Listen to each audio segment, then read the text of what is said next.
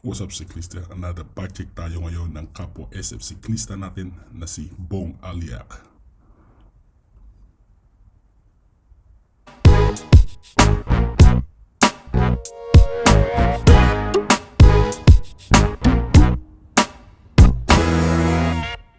Alright guys, this is the 2018 Pinarello F10 Dogma, and weighing over 15.5 pounds. I think it's a size 54, 52 sa American. Most stem and the Envy Aero handlebar carbon.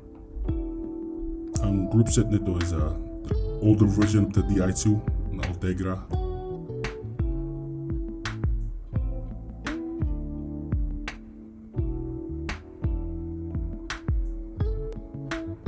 Front caliper 6800 Ultegra.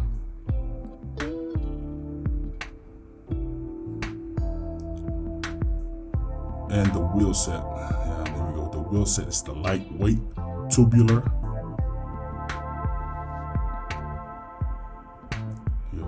Official licensee Tour de France.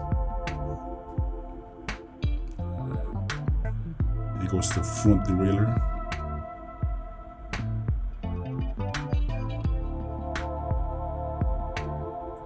The rear derailleur. And the crank is compact 50-34. Arm length is 175. Tsaka speed play ang pedal niya.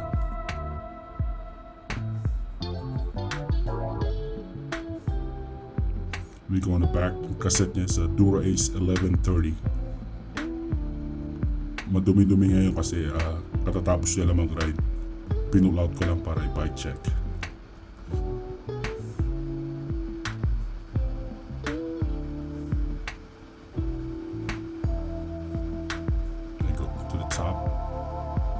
Yeah, you can charge your battery right there, just below the stem. The own saddle is all carbon, no foam, no anything. It's just raw carbon. Pero komportable daw siya dyan so just depends who ride it.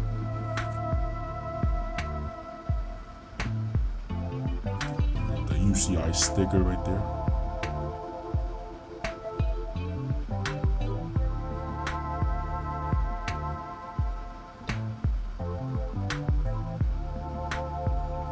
Bottle case is Elite CX.